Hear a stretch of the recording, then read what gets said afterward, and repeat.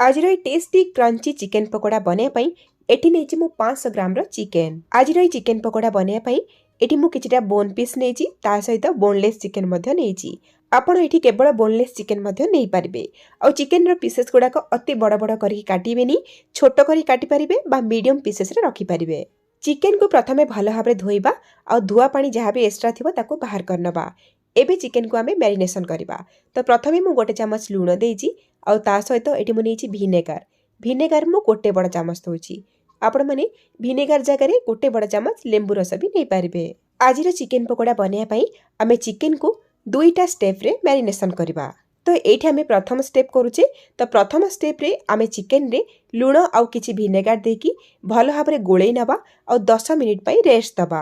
एमिति करबा द्वारा आपण तले चिकेन पकोड़ा खाइबे ना, चिकेन आपण को भीतर टाण लागिबनी, एकदम सॉफ्ट आउ चुसी लागिबो। आउ चिकेन पकोड़ा छाणी कि जदि आपण माने किछि समय बाहर रखिबे आमिष स्मेल हेइताय, एई स्टेपटा करिवे आउ सेई प्रॉब्लमटा हबनी। तो चिकेन को एठी 10 मिनिट रेस्ट देला परे म आपण को देखौची।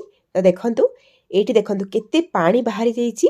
तो एई जो पानी देखुचंदी ना, एई पानी को आमे बाहर करनबा। एई पानी रो कोनोसी भी दरकार नै।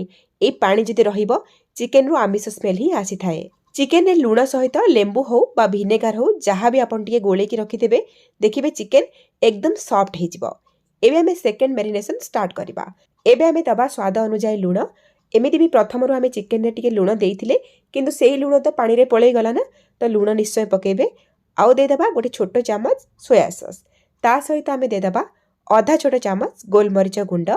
आउ एठी दे दबा आधा छोटो चामच हळदी गुंड।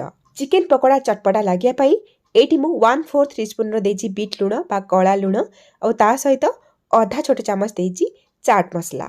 एठी जदि आपण माने चाहिबे लेंबू रस गोटे छोटो चामच नै पारिबे, जेहेतु मु आगुरु विनेगार देइथिली सेति पई आउ लेंबू रस दउनी। आउ दे दबा आमे गोटे छोटो चामच धनिया गुंड, गोटे छोटो चामच दे दबा जीरा गुंड, गोटे छोटो चामच दे दबा चिकेन मसला, आधा छोटो चामच दे दबा गरम मसला। फास्ट फूड दुकान रे जदि आपण चिकेन पकोड़ा खाइथिबे देखिथिबे बहुत कलर सेथिरे व्यवहार होइथाय, जोटा कि देह पई बहुत खराब। आजिर चिकेन पकोड़ा रे बढ़िया कलर आनिया पई 1.5 छोटो चामच देइची काश्मीर रेड चिली। राग न थाए एथिरे, कलर किंतु बढ़िया आसी जिवो। आ ता सहित गोटे बड़ा चामच अदा रसुण कंचा लंकार बटा बा छेचा। 8-10 गोला रसुण, आधा इंच रो अदा और 2टा कंचा लंका को मुठी छेचिकी नेइची। आहुरी बढ़िया फ्लेवर आनिया पई आमे आधा छोटो चामच दबा जुआणी।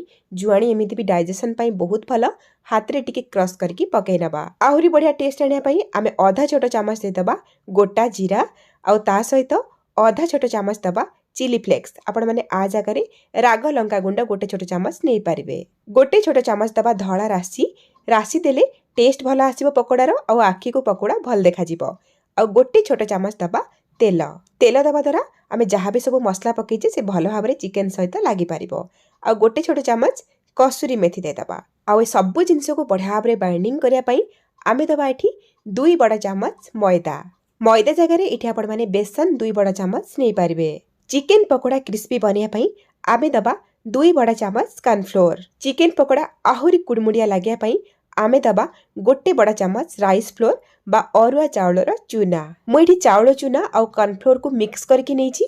आपण चाहिले केवल 3 चामच चाउल चूना बा केवल 3 चामच कॉर्नफ्लोर नै पारिबे। 500 ग्राम रो चिकेन पई मु नेबी एठी गोटे अंडा आउ ता सहित आमे दबा एठी कटा हेतिबा किछि धनिया पत्र। एबे आमे ए सब जिंस को हाथ रे बढ़िया भाव रे गोळे नबा। अंडा देइचे पानी रो दरकार पड़िबनी। अंडा रे ही सब जिनस बढ़िया भाव रे गोळे हे जिवो। चेष्टा करिवे पानी रो बिल्कुल भी व्यवहार न करिया पई। जहाँ भी आज मु मसला व्यवहार करछि आधा किलो चिकेन पाई आपण माने केते चिकेन नेथिबे से हिसाब रे आपण माने मसला मैदा चाउल चूना आउ कॉर्नफ्लोर रो व्यवहार करिवे।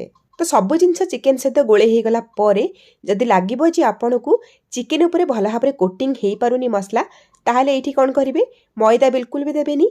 चाउल चूना बा कॉर्नफ्लोर आउ गोटे चामच एठी व्यवहार करि परिबे। तो एठी देखि पारथुवे चिकेन ऊपर पतला गोटे लेयर रो मसला लागिची, जोटा कि एकदम परफेक्ट अछि। मते एठी आउ कॉर्नफ्लोर बा चाउल चूनार दरकार ही नाही। अत्यधिक कॉर्नफ्लोर बा चाउल चूना पके देबेनी, नहले चिकेन रो पकोड़ा जो बनिबो एकदम मोटा मोटा ऊपर कवरिंगटा बनिबो, बिल्कुल भी खाइबा को भल लागिबनी। एठी गोटे टिप्स टे मु देबी आपनकू। चिकेन जो आपण गोळेबे जेमिति घरे आपण अटा को चकटंती ना, सेही भଳି टिके प्रेस करी करी चिकेन को मसला सहित गोलेबे जहाँद्वारा कि चिकेन भीतर को मध्य मसला गुड़ाक जापर। तो ये देखो चिकेन पकोड़ा पाई जो बैटरटा आम बनईचे केते सुखिला सुखिला बनी एमती ही बनइबे पानी देकी बिल्कुल भी पानिया करेनि। आ चिकेन उपरे एइभली पतला लेयर मसलार रहिबा दरकार, मोटा लेयर बिल्कुल भी करेनि जहाँकि पकोड़ा खाइबा को बिल्कुल भी भल लागिबनी। तो ये देखो 2 ରୁ 3 मिनिट मु बढ़िया भाव में गोले नहीं। एबे आमे कौन करबा आकु कवर करके 1 घंटा पाई रेस्ट दबा जहाँद्वारा कि हमर चिकेन सेट हो माने चिकेन भीतर को मसलार फ्लेवर आ मसला बढ़िया भाव में जाई परिबो आ चिकेन बढ़िया सॉफ्ट हो। चिकेन पकोड़ा खाइबा को अति स्वादिष्ट लागिबो। जदि आपण पाखरे समय थिबो ना आपण माने 1 घंटा कण 3-4 घंटा भी आकु रेस्ट दे पारिबे। 1 घंटा पर मु आपनको देखौची देखंतु एबे चिकेन हमर एकदम सेट हे जाईची। चिकेन को गोलिया पाई बा बैटर बनेया पाई मु बिल्कुल भी पानी रो व्यवहार करि नथिली। 1 घंटा चिकेन को रखिला परे चिकेन हाथ को ओदा ओदा लागुची आग अपेक्षा बा चिकेन रो ऑटोमेटिक किछि मॉइस्चर बाहरिची। सेतिपाई बैटर बनेला बेले बिल्कुल पानीर व्यवहार करेनि। जदि आपण माने मैदा बा कॉर्नफ्लोर बेसी दे देथिबे बहलिया लागिबो बैटर सेई स्टेज रे आपण माने 2-3 चम्मच पानी एठी दे पारिबे। एबे हमर ए बैटर चिकेन पकोड़ा बनिया पई एकदम रेडी। एबे हम पकोड़ा को फ्राई करबा। तो फ्राई करिया पई एपटे तेल मु गरम करिया पई कड़े रे बसई दीची। सब बेले चिकेन बुडीला भलिया तेल नेबे ताकि भलो भाव चिकेन गुडा को छाणी ही पारिबो। एबे फ्लेम ऑन करके तेल को गरम करबा और तेल भलो भाव गरम हेछि कि नै जानिया पई चिकेन गोटे पीस पकेइबा। तो देखिए चिकेन पड़ला मात्रे से ऑटोमेटिक बबल्स है कि ऊपर को आसीबो जानिबे तेल भलरे गरम हेछि। एमिति भी गरम कर देबेनी जेमति कि धुआं बाहरिबो सेमिति तेल बिल्कुल भी गरम करिवेनी। एई भलिया गरम करिवे। तेल जदि एकदम धुआं बाहला भली गरम हेथिबो ना आपनकर चिकेन पकोड़ार ऊपर लेयरिंगटा पोड़ी जिवो भीतर सिझी पारिबोनी। और तेल जदि गरम न होइथिबो पकोड़ा पकेइबे ताले पकोड़ा गुडा को क्रिस्पी बनिबोनी। और कड़े रे जेतिकी धरछि सेतिकी पकांतु और चिकेन गुडा को अलगा अलगा करके पकांतु। पकोड़ा को पके सला परे गैस रो फ्लेम को हाई कर दबा 2 मिनिट पाई। 2 मिनिट परे चिकेन गुडा को सेट हे जिवो तापर जाइए आपण को उल्टा पलटा करेंगे। 2 मिनिट हाई फ्लेम रे फ्राई हैला परे चिकेन गुडा को सेट हे जाइए। एबे मु जाली रे ताकू टिके तळ ऊपर कर दोची।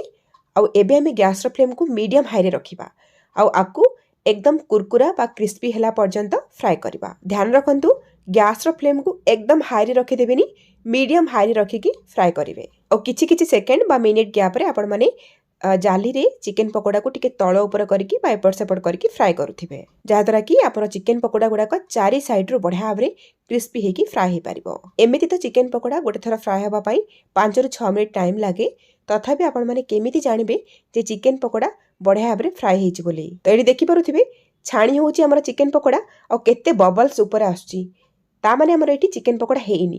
जेतेबेले चिकेन पकोड़ा हेइ आसीबो ना ई जो बबल्स गुडा को देखुचंदी 4 भागरु 3 भाग पूरा कम हे जिवो और ता सहित चिकेन पकोड़ा साइज रे कम हे जिवो और कलर भी बढ़िया आसी जिवो। तो आपण माने जानिबे जे चिकेन पकोड़ा हेइ गला बोली। पाका पाके एठी 5 ରୁ 6 मिनिट हेइ गलानी। चिकेन एठी बढ़िया भाव रे फ्राई हे जाईची। आपण केते छोटो केते बड़ साइज रो चिकेन पीसेस गुडा को नेइथिबे सेही हिसाब रे आपण को टाइम लागिवो फ्राई हेबा पई। आ एठी म आपन को जेमति कि कहितली तेल रे देखंतु केते जोर से बबल्स आउतला केते कम हे जाईची और कौन से आर्टिफिशियल कलर देइने तथापि देखंतु केते बढ़िया कलर आसी चिकेन पकोड़ा रे और ता सहित चिकेन बढ़िया भाव रे सिझिची और एकदम क्रिस्पी बनिची। एठी हमर चिकेन पकोड़ा बढ़िया भाव रे फ्राई हे गला। एबे हमें जाली को चिकेन पकोड़ा को बाहर करना बा। सॉस रे खांतु बा चटनी रे खांतु किंतु चिकेन पकोड़ा को गरमा गरम ही खांतु बेसी स्वादिष्ट लागिबो। वीडियो रे दियाइथिबा सब छोट छोट टिप्स को आपण माने ध्यान रखंतु। चिकेन पकोड़ा बनांतु देखिबे परफेक्ट बनिबो। बनांतु केमिति लागिला आपण को अनुभूति मो सहित शेयर करंतु। ताहाले आजि पई रोची पुणी आसीबी आ गोटे नुवा रेसिपी नेकी से पर्यंत रहिली। नमस्कार।